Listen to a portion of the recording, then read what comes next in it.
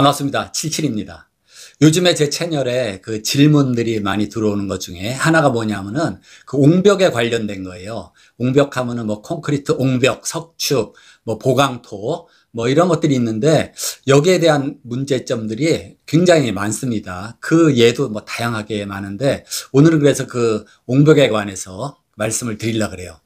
우리나라가 한 70% 이상 전부 이 산지로 돼 있어요. 산지. 그 평평한 평야가 굉장히 적은 나라죠. 그렇기 때문에 거의 뭐 경사지에 이렇게 자기 집이 위치하는 경우가 있기 때문에 당연히 경사지니까 그 밑에 축대가 있고 내 땅 전면에 축대가 있고 또 뒷면에도 축대가 있고 또는 뭐 도로 따라서 이렇게 기역자로도 축대가 있고 아니면 디귿자로 또 이렇게 축대나 옹벽이 있고 그런 데가 굉장히 많습니다.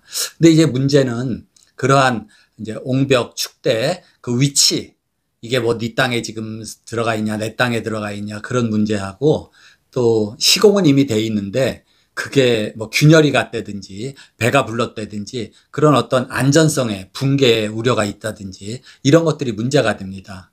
그래서 이 보강토라든지 옹벽, 석축을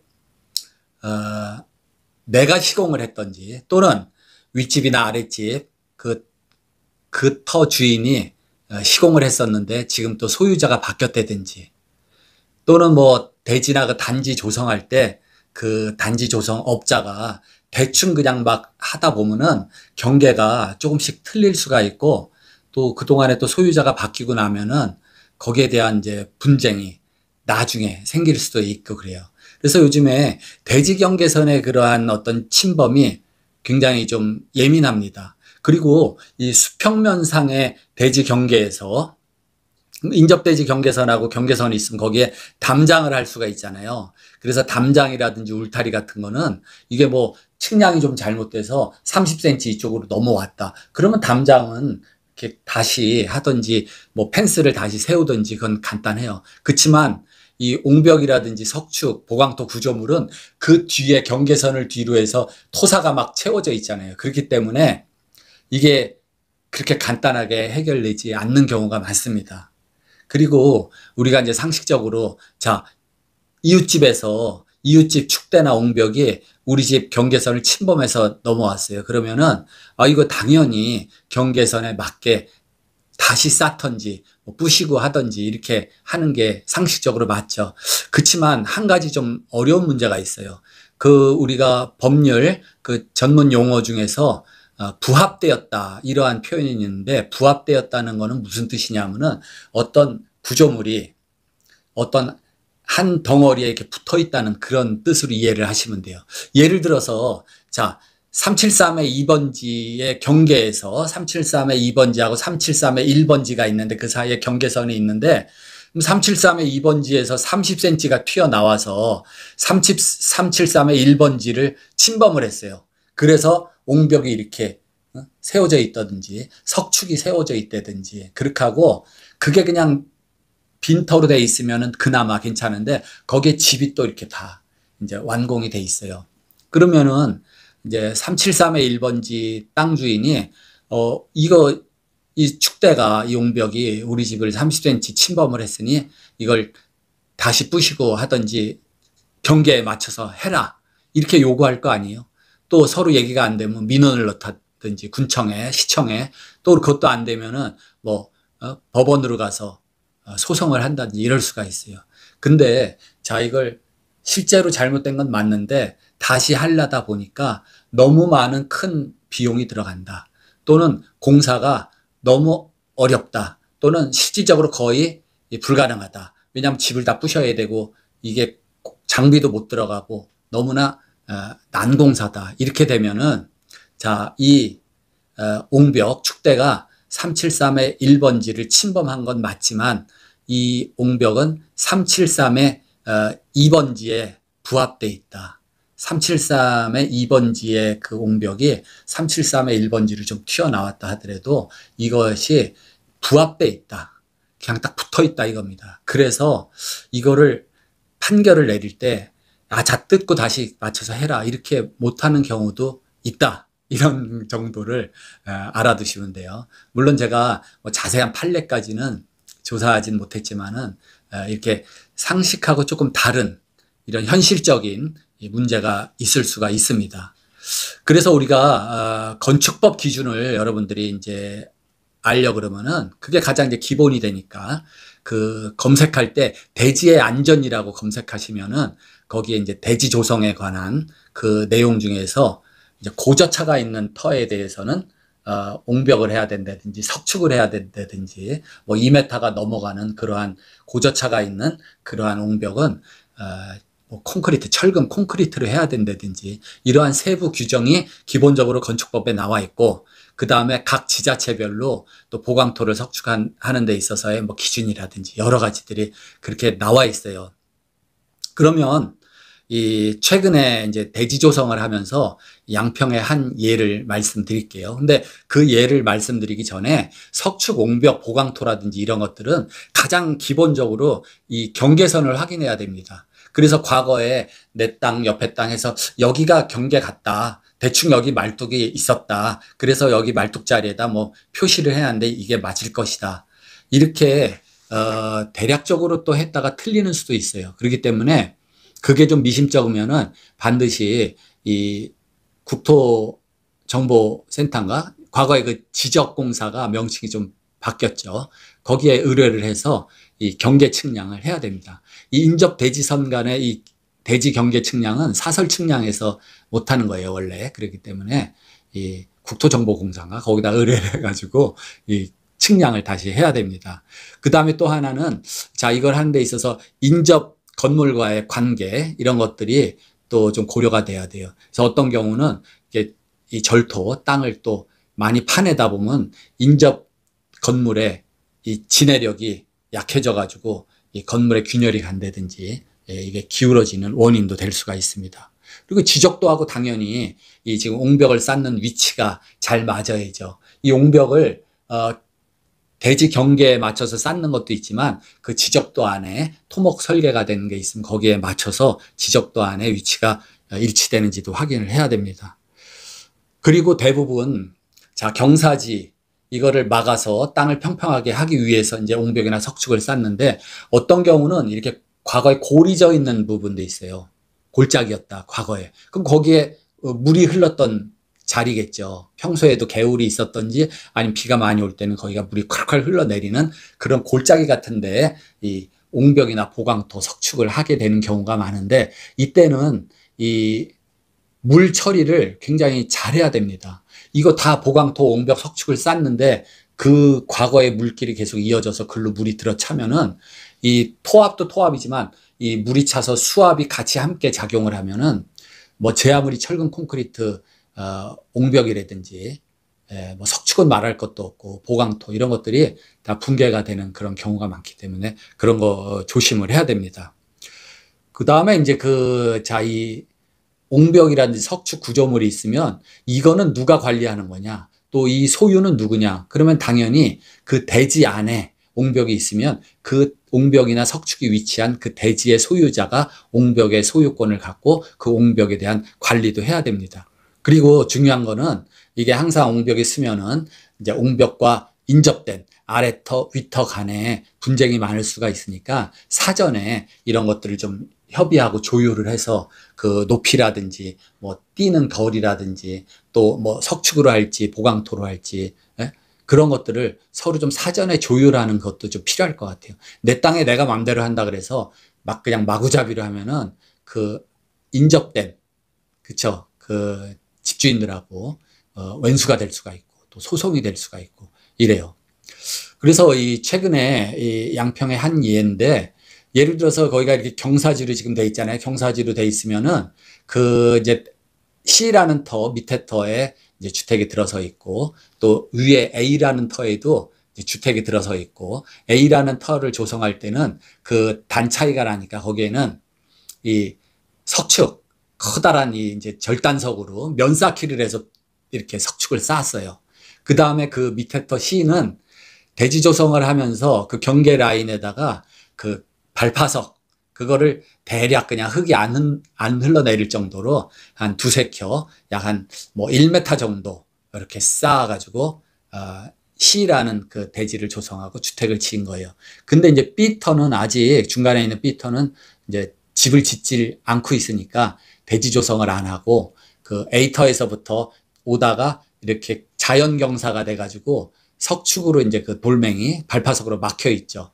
그래서 그 B 부분에는 그 범면이라 그러죠. 자연경사로 이렇게 돼 있어요. 그러니까 집을 질래도 그 자연경사가 있기 때문에 그 터를 100% 사용을 못 하는 거죠. 그렇기 때문에 방법은 두 가지 정도가 있을 수가 있어요. 하나는 그 B터, 그 경계선 밑에 쪽에다가 거기다 뭐 석축을 쌓던지 콘크리트 옹벽을 한다든지 뭐 보강토를 쌓고 흙을 다 채워서 내 땅 경계까지 다 땅을 찾아 사용하는 방법이 있고, 뭐 또 하나는 나 그런 거 하고 싶지가 않다 그러면은 그 레벨 대충 맞춰서 집 짓는 그 기초 자리가 확보가 돼 있다면은 그 C 쪽으로 경계선에 그냥 데크를 만들어서 거기를 그냥 데크를 처리해서 마당처럼 그렇게 쓸 수도 있을 것 같아요. 근데 또 조심해야 될 거는 이 데크라는 구조물이 이 평균 GL이라 그러죠. 이 마당 평균 높이에서 1m 이상 올라오는 구조물은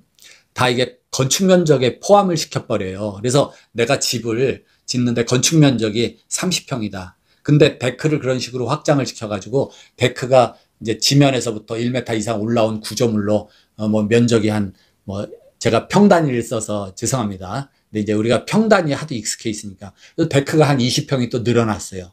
그러면 건축 면적에 데크도 포함되고 건축물도 포함돼서 건축물 30평, 이쪽에 데크가 또 건축 면적 20평이 들어가면 50평이 되는 거예요. 그렇기 때문에 그건 건축 면적 관계는 이제 설계 사무실하고 또 상의를 해야 되고, 어쨌든 이 지금 예를 들은 이 중간에 낀 B터는 거기다 이제 보강토를 쌓기로 했어요. 그래서 보강토를 축조를 하고 이제 흙을 메워서 땅이 이렇게 제대로 평수가 이제 넓어져서 효용 가치가 있어졌는데, 자, 여기서 주의할 거는 뭐냐면은 그 경계선이 있죠. 그러면 이제 국토정보공사에서 말뚝을 박죠. 빨간색 말뚝. 그러면은 그 말뚝에 너무 빡빡하게 하지 말고 약간 내 쪽으로 들어와서 한 10cm 정도, 그래서 거기서부터 보강토를 쌓는 게 그저 분쟁이 없다. 또 경계에 맞춰서 하다 보면은 좀 5cm가 넘어갔다, 10cm가 뭐 넘어갔다. 그래서 이제 또 분쟁이 생길 수가 있어요. 그렇기 때문에 가장 중요한 거는 첫째, 경계선을 잘 지킨다. 예. 그리고 또 한 가지는 그 약간 그 보강토가 됐던 석축이 됐던 그거를 이 지면에서 좀 밑으로 충분히 내려가서부터 올라오는 게 좋다. 예를 들어서 지금 A터, 제일 위에 있는 A터에서 그 면쌓기, 돌로 면쌓기를 한 거예요. 근데 그 돌뿌리를 이제 깊이 안 집어넣고 돌을 쌌을 때 그 B터에서 터를 조성하면서 그 석축 돌뿌리, A 부분의 석축 돌뿌리보다 더 막 밑으로 땅을 파서 레벨을 잡았다. 그러면 그 석축 돌뿌리가, 그쵸, 이 땅 속에 묻혀서 안정감이 없고 거기가 흙이 또 유실되면서 석축이 이렇게 침하될 수도 있고, 그로 인해서 석축에 균열이 갈 수도 있고 석축이 붕괴될 수도 있어요. 그렇기 때문에 B터에서 A터 석축 밑에 뿌리까지 너무 또 깊이 파서 내려가면은 당연히 그건 안 될 것이고, 또 근데 그걸 모르고 막 그렇게 또 하는 분들도 있어요. 그렇게 되면 결국에 A터에서 쌓은 그 석축이 약해지거나 무너질 수가 있습니다. 근데 그게 당장 무너지냐? 그렇지가 않죠. 흙이라는 게 서서히 뭐 유실되고 1년, 2년 가면서 이게 침하가 되고 그러기 때문에 그동안에 B터, A터, 이 주인도 또 소유자도 변경되고 이렇게 되고 나면은 정말 애매해지는 거예요. A터 주인은 이거 안 그랬었는데 왜 석축이 이렇게 무너져 내리지? 예? 이렇게 되는 수가 있습니다. 그렇기 때문에 그런 거 조심해야 되고, 그래서 B터에서 보강토를 쌓더라도 그 이제 C터 그 경계선에서 저 보강토가 한 두세 켜 이렇게 충분히 내려가서부터 올라오는 게 좋아요. 근데 그 B터에 그 과거에 C터를 조성하면서 그 발파석을 이렇게 거기다 해놨잖아요. 근데 저 발파석을 캐내야 거기에 이제 보강토를 쌌는데, 이제 공사하기 전에 시터 주인하고 이제 사전에 얘기를 해야죠. 자, 여기에 우리가 이제 보강토를 쌓겠습니다. 그렇게 이제 양해를 서로 구하고, 자, 언제부터 공사를 하겠습니다. 이렇게 서로 협의를 해서 하면 좋아요. 이제 이 돌도 피터 경계선 안에 들어와 있기 때문에 뭐 보통은 피터 소유가 되는 거죠. 그렇기 때문에 그 돌이 캔해 보니까 양이 굉장히 많더라고요. 돌도 또 엄청 이렇게 큰 것들을 갖다 쭉 박아놨고 쌌는데, 그 15톤 덤프 트럭으로 하면 한 5대 분량 정도가 되는 것 같아요. 거기 보강토 싼 그 전체 길이가 한 4, 50m 되거든요. 거기에 쭉 따라서 돌이 쌓여져 있는데, 그러면 자, 보강토 쌀 때 주의점은 별도로 보강토 시공에서 말씀을 드렸지만은, 저 돌을 이제 다 드러내죠. 돌을 이제 드러내고 그 보강토 쌀자리 밑에다가 충분히 이제 이 뭐 콘크리트 타설을 어느 정도 하든지, 아니면 보강토가 너무 높지가 않아요. 뭐 한 3m도 안 되고 그러면은 거기다가 자갈 다짐을 해서 자갈 기초를 해도 됩니다. 근데 저 공사하면서 돌을 캐내다 보니까 어떤 경우는 자, 이제 보강토 밑면 라인 얼추 됐는데 거기에 돌이 하나가 이렇게 박혀 있는 거예요. 근데 육답을 포크레인으로 이렇게 흔들어도 돌이 원체 큰 게 박혀 있는지 이게 막 거의 그냥 뭐 움직이지도 않을 정도로 그렇게 박혀 있어요. 그러면 장비 기사는 그 이제 빼내는 게 너무 힘드니까 시간도 걸리고 그냥 이거 뭐 대충 흙 그냥 이렇게 레벨 잡아서 여기서부터 보강토를 쌓아도 되겠다 이렇게 생각을 하는데, 그거 굉장히 조심해야 됩니다. 예를 들어서 자, 보강토 그림처럼 보강토 밑면이 그 커다란 그 석축 돌 박아놓은 그 위에 얹혀졌어요.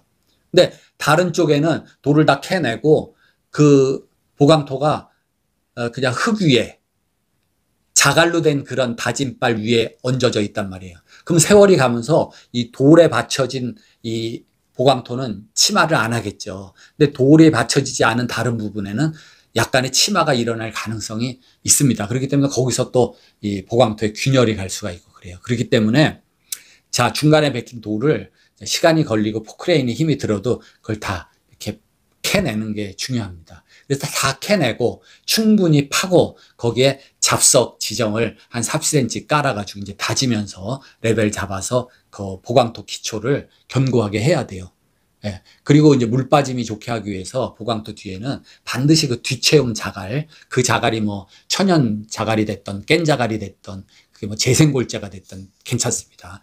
충분히 잘 넣고 그 다음에 그리드도 뭐 두세 켜마다 깔아서 잘 다지고 이렇게 하면은 보강토가 정말 아주 튼튼하고 좋은 방식이에요. 근데 그런 규정들을 무시하고 뭐 기초도 제대로 잘 안 다지고 이 그리드도 제대로 잘 안 깔고 다짐도 그렇고 뒤체험 자갈 이런 것들이 굉장히 중요한 요소들인데, 그 보강토 시공법에 대한 거는 뭐 자세한 거 아시고 싶으신 분들은 제 영상에도 보강토에 대한 게 나와 있고 또 다른 영상도 많이 있으니까 그걸 참고하시면 됩니다. 또 이런 경우가 참 많은데, 자, 경사지가 있어요. 그러면 A, B, C 터가 있는데 지금 C도 뭐 집 질 생각을 안 하고 A도 집 질 생각을 안 하고 그렇기 때문에 이제 B가 대지 조성을 해가지고 토목 공사를 해서 먼저 집을 질라 그래요. 그래서 자기 터 아래쪽에는 당연히 그 경계선에 맞춰서 뭐 석축을 쌓던 보강토를 하던 뭐 옹벽을 하던 했을 거 아니에요.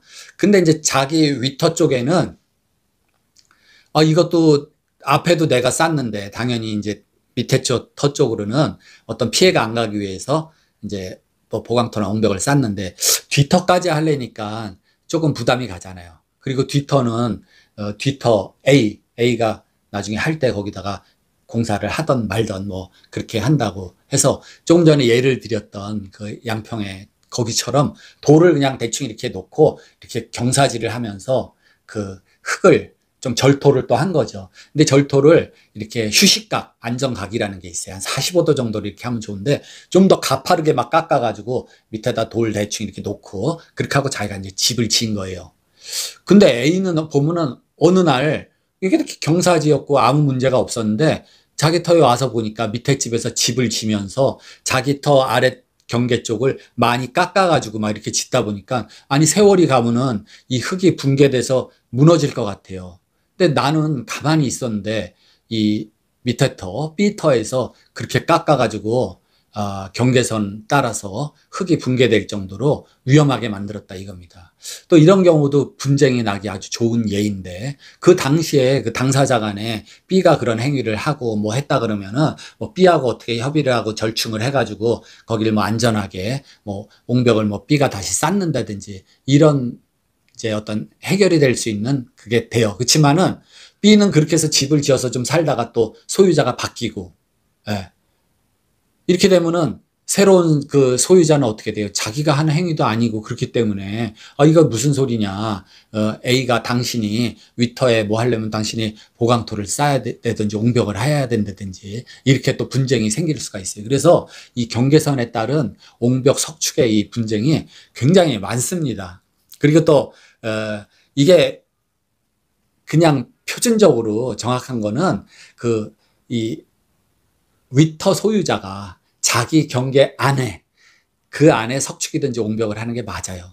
그래서 그림에서 보듯이 A, B, C 이렇게 있고 그게 과거에 경사지 뭐 임야였다 그러면은 그 대지 조성을 하는 업자가 했던지 누가 했던지 간에 자기 터 안에 옹벽이나 석축을 하는 게 맞아요. 근데 어떤 경우는 자 대지 조성을 하면서 뭐 의도적으로 뭐 그랬는지 안 그랬는지 모르겠어요.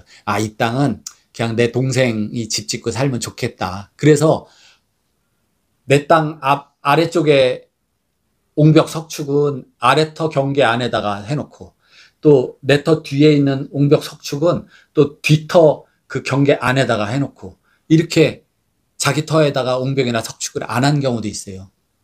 그러면은 그때 당장 이런 문제점을 알고 이렇게 뭐 새로운 땅 소유자가 그거를 다 이렇게 짚고 넘어가면 되는데 그런 거 모르고 그냥 샀어요. 샀으면은 그 아래터 또 주인이 왜 이 옹벽이 내 터로 넘어왔냐. 그래서 또 그걸 가지고 소송도 하고 분쟁이 날 수가 있습니다. 거기다가 이게 또 부실하게 돼가지고 석축 같은 게 이렇게 막 배가 부르면서 무너질 염려도 있고 보강토도 마찬가지인데 그러면 이건 누가 또 책임을 지고 이 석축을 관리하고 이거를 또 보수를 해야 되냐. 근데 기본적으로 이 석축 옹벽이 어떤 이유가 됐든지 내 땅 경계 안에 들어와 있어요. 그러면 그거는 자기 소유가 되고 자기의 책임과 그런 관리, 보수의 의무가 있는 겁니다. 그래서 분쟁이 많아요. 이 석축 옹벽 이거는 뭐 급한 사람이 먼저 우물 판다고 먼저 막 이렇게 보강토 쌓고 막 옹벽하고 해요. 그러면 그 옆에 집은 그냥 나중에 하는 집은 그냥 자동으로 그 덕을 좀 볼 수가 있습니다. 어떤 경우는 자 이렇게 쭉 필지가 경사지에 따라서 이렇게 쭉 나눠져 있어요. 그러면은 터를 조성하기 위해서 먼저 짓는 사람이 디귿자로 이렇게 옹벽을 하게 되죠. 그러면 그 옆에 집은 아직 집 지을 생각이 없어요. 근데 그 옆에 집에서 또 집을 지어야 되니까 디귿자로 옹벽을 해가지고 또 대지 조성을 해놨어요. 그러면 나중에 짓는 요 사이에 낀 집은 그저 양쪽에 여기 옹벽은 할 필요가 없잖아요. 이 앞쪽만 옹벽을 하면은 이렇게 자동으로 또 대지가 쉽게 비용도 적게 들고 이렇게 조성이 되는 수가 있고 그렇습니다. 그래서 여러분들이 실제 시공할 때는 경계선 잘 맞춰서 하시고 또 물리적으로 이 뒤에 이 수압, 물길 같은 거 이제 그 옹벽에 영향이 안 가게 조심하시면 되고 그 다음에 이왕에 이게 나중에 뭐 발견이 됐어요. 그러면 서로 뭐 그걸 너무 감정적으로 이렇게 아득바득 하시지 말고 또 특히 법으로 가서 뭐 소송을 한다든지 이런 거 하시지 마시고 원만하게 잘 해결되는 게 좋을 것 같아요. 그렇기 때문에 이 수많은 사례가 있어서 이거를 다 뭐 제가 사례를 들 수는 없고 가장 좋은 방법은 어떤 분들은 그래요.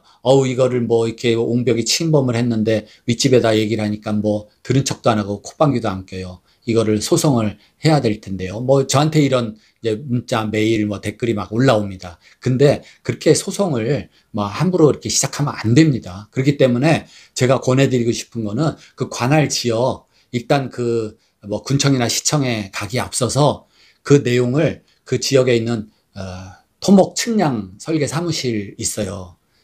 또는 뭐 건축 설계 사무실도 괜찮고 가서 그 내용을 그러한 사안을 한번 상의를 하고 그 어드바이스 면담을 좀 받아보는 게 좋아요. 그러면 거기 이제 설계 사무실들은 그런 사례들이 많이 있었잖아요. 많이 알기 때문에 좋은 방안을 제시를 해줄 수가 있습니다. 그래서 그 조언을 듣고 정 얘기가 안 되면 뭐 군청, 시청에 뭐 민원을 제기한다든지 그런 방법을 통해서 원만하게 해결을 해야 됩니다. 이 단독주택, 전원주택에 살면서 이웃들하고 이런 분쟁이 생겨서 이게 신경 쓰이기 시작하면은 정말 삶이 우울해져요. 그렇기 때문에 그런 일이 안 생기도록 조금씩 양보하면서 사는 게 좋을 것 같아요. 그래서 오늘은 요즘 저한테 질문이 많이 들어오는 옹벽이라든지 보강토, 이 경계에 관련된 구조물에 대해서 여러분들이 여러 가지 문제점이 많은 것 같은데, 그래서 간략하게 좀 참고하시라고 말씀을 드렸습니다. 마치겠습니다.